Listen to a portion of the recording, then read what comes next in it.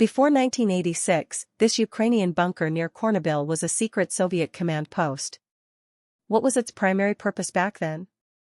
Options: nuclear weapons storage facility, underground communications hub for Soviet missile defense, civilian fallout shelter for party officials, research laboratory for uranium enrichment.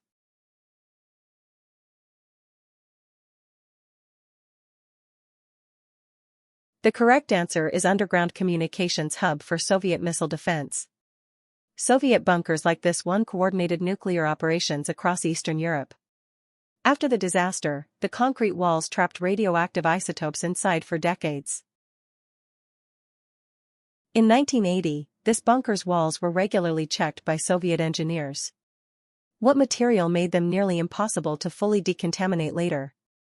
Options: porous limestone that absorbed radiation, layered concrete with deep cracks harboring cesium-137, steel reinforcement rusted by moisture, graphite panels used for insulation.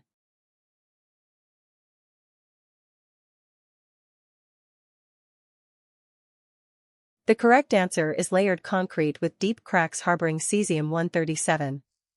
Concrete's microscopic pores act like sponges for radioactive particles. Once absorbed, these isotopes remain trapped inside the structure for centuries. Before the 1986 disaster, Soviet bunker ventilation systems pumped and filtered air continuously. After the explosion, what happened to those air shafts? Options: they sealed them instantly with lead plates, radioactive dust entered through vents before anyone could react, engineers replaced all filters monthly, the systems kept running normally for weeks.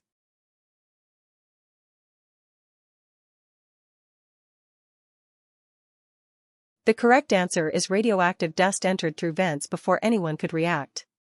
Ventilation shafts became contamination highways. Strontium-90 and iodine-131 flooded into sealed bunker spaces, settling on every surface. In the Soviet era, these bunkers stored sensitive documents and equipment. After abandonment, what makes even the metal fittings dangerous to touch today? Options: rust creates toxic chemical reactions, radioactive particles embedded in corrosion layers, lead-based paint peeling off in dust, mold colonies producing spores.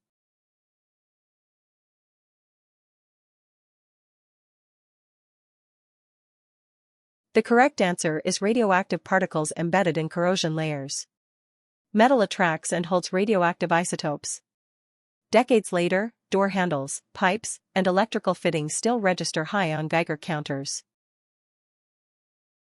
Before evacuation, Soviet soldiers lived in these bunkers for weeks at a time. What changed most about the air quality immediately after the reactor breach?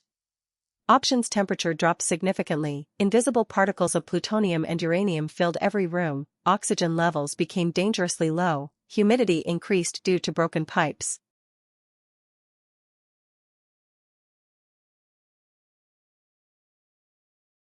The correct answer is invisible particles of plutonium and uranium filled every room. Transuranic elements traveled through the air as microscopic dust. They settled on bunker surfaces where they remain biologically active today. In 1985, bunker floors were concrete slabs considered practically indestructible. Why are those same floors still hotspots for radioactivity now? Options: uranium was stored beneath them originally, radioactive fallout permeated the concrete matrix permanently, chemical batteries leaked contaminating liquids downward, thermal energy activated dormant isotopes inside.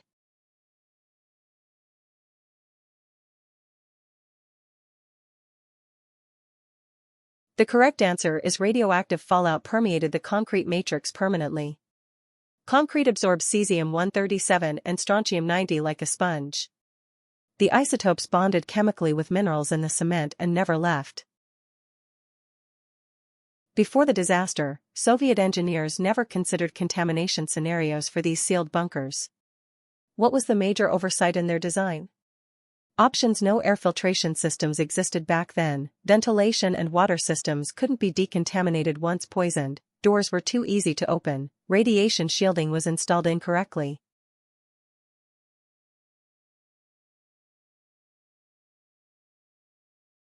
The correct answer is ventilation and water systems couldn't be decontaminated once poisoned. Underground water pipes and ventilation ducts became permanent radioactive conduits. Sealed systems meant no way to flush contamination once it entered.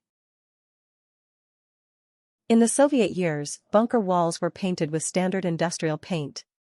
Today, that paint is a danger. What's the reason?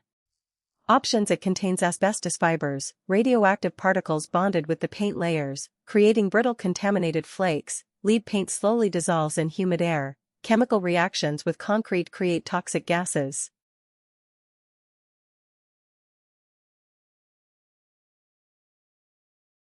The correct answer is radioactive particles bonded with the paint layers, creating brittle contaminated flakes. Paint acts as a surface where airborne isotopes stick. As it deteriorates, paint flakes become portable radioactive dust hazards. Before 1986, Soviet bunker operators believed these concrete fortresses were completely safe. What false assumption doomed them to permanent radioactive contamination? Options: that concrete blocks all types of radiation, that sealed environments would protect them if external disaster struck, that radioactive decay happens in minutes, not years, that Soviet technology was immune to accidents.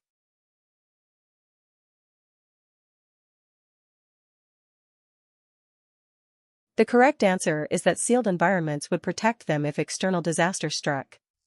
They didn't predict that invisible airborne isotopes would penetrate every sealed space. Containment became contamination when nowhere was truly airtight. From 1960–1985, Soviet bunkers were symbols of state power and safety. What ironic transformation occurred after the reactor explosion? Options: they became tourist attractions. Structures meant to protect from radiation became sources of radioactive danger. They were retrofitted with advanced decontamination equipment. They were demolished and replaced with new bunkers.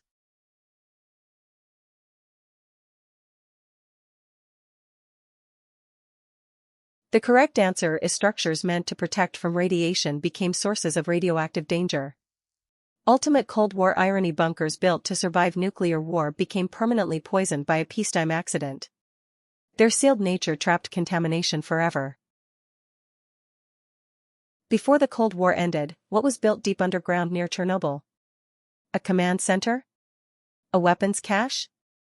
A secret lab? Or something else entirely? Options: a Soviet nuclear command bunker designed to survive atomic war, an underground factory producing enriched uranium, a storage vault for confiscated valuables, a civilian shelter for Communist Party elites.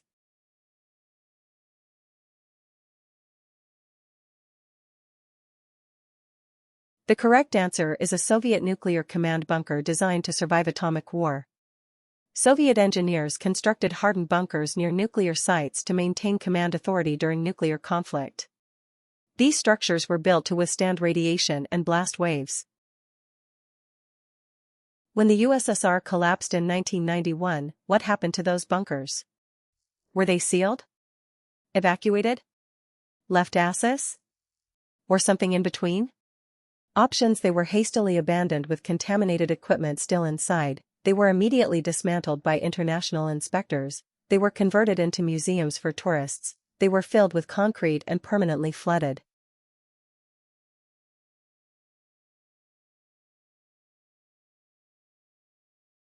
The correct answer is they were hastily abandoned with contaminated equipment still inside. After Soviet collapse, many bunkers were left undocumented and unmonitored. Radioactive materials, sealed systems, and warning signs remained, but nobody maintained them properly anymore. The radiation levels inside these bunkers, did they decrease over time? Stay the same? Or something unexpected happened? Options: they remained dangerously high because radioactive isotopes have long half-lives. They decreased rapidly within months of abandonment. They increased due to chemical reactions with decaying materials. They fluctuated randomly depending on weather patterns.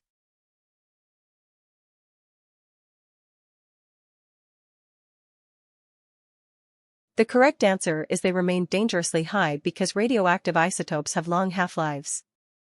Isotopes like strontium-90 and cesium-137 persist for decades.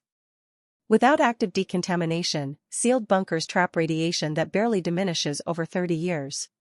Time simply isn't enough. Before 1986, those bunkers were monitored by Soviet military. After Chernobyl, who was supposed to check on radiation levels? Options: nobody. Responsibility fell through cracks between collapsing Soviet bureaucracy and new nations, Ukrainian scientists with unlimited funding, international NATO inspection teams, local villagers hired by regional governments.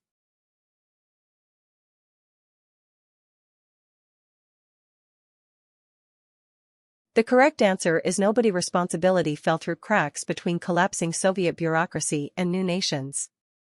Post-Soviet fragmentation created a dangerous vacuum. Ukraine inherited contaminated sites but lacked resources and documentation. Many bunkers slipped off official registries entirely. Inside these bunkers today, what lingers in the air and soil? Dust particles? Vapor? Or something that is invisible? Options: invisible alpha and beta particles trapped in sealed compartments and concrete, radioactive steam rising from underground water sources, glowing plutonium dust visible in darkness, magnetic radiation fields that repel metal objects.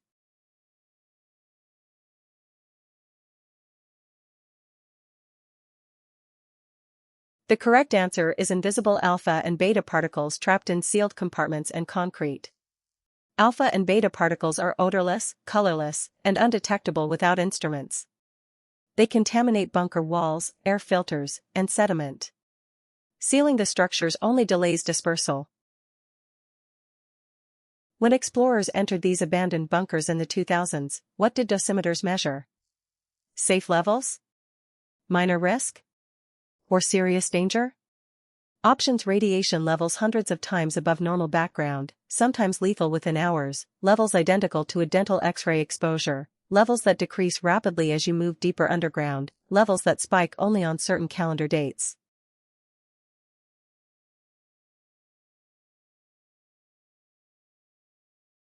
The correct answer is radiation levels hundreds of times above normal background, sometimes lethal within hours. Dosimeters registered terrifying numbers, sometimes 3,600 microsieverts per hour. For comparison, annual safe exposure is 1,000. Hours inside meant organ damage.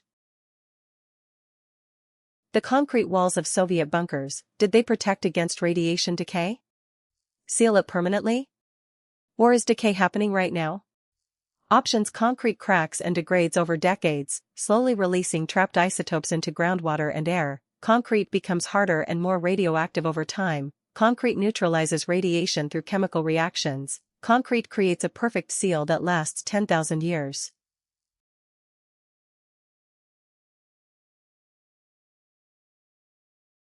The correct answer is concrete cracks and degrades over decades, slowly releasing trapped isotopes into groundwater and air.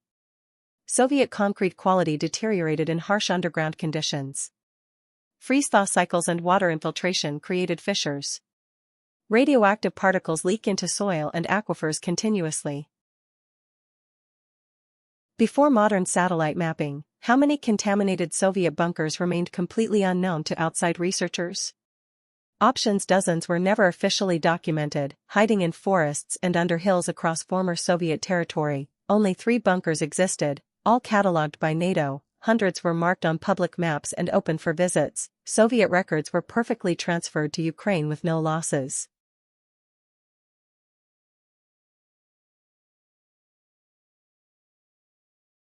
The correct answer is dozens were never officially documented, hiding in forests and under hills across former Soviet territory. Ukraine inherited perhaps 200 military installations. Many remain off-limits, unmapped, and largely forgotten. Some are rediscovered by accident when locals report radiation sickness.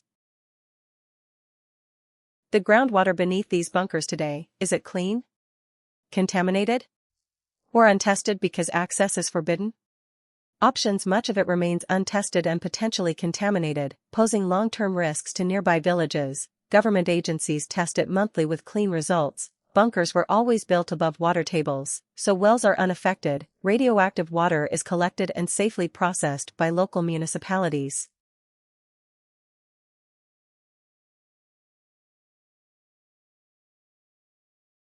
The correct answer is much of it remains untested and potentially contaminated, posing long-term risks to nearby villages. Fear of liability keeps many bunkers off-limits to researchers. Aquifers beneath some sites may carry strontium-90 and cesium-137. No one truly knows the extent of underground contamination. Why are these bunkers still radioactive today, 30 years later? When will they finally be safe? Options: isotope half-lives are measured in decades. Safety requires centuries, if ever. Without active decontamination, they've already decayed to background levels and are completely safe. New radioactive material is being added by nearby factories. Radiation increases with age, so they become more dangerous yearly.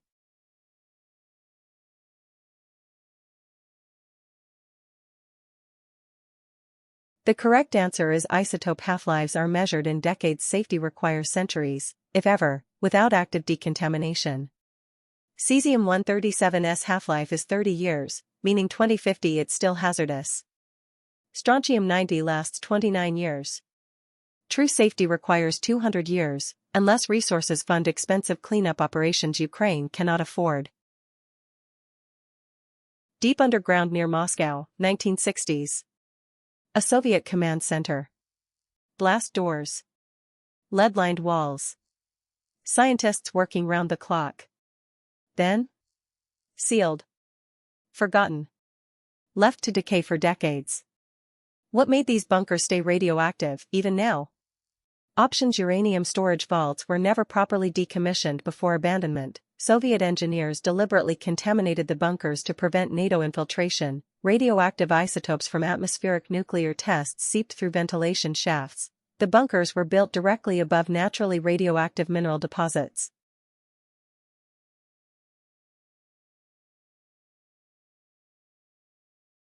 The correct answer is uranium storage vaults were never properly decommissioned before abandonment. Soviet nuclear weapons facilities stored fissile materials in underground vaults. When bunkers closed after the Cold War, decontamination protocols were incomplete or ignored. Uranium residue persists in soil and structures for centuries.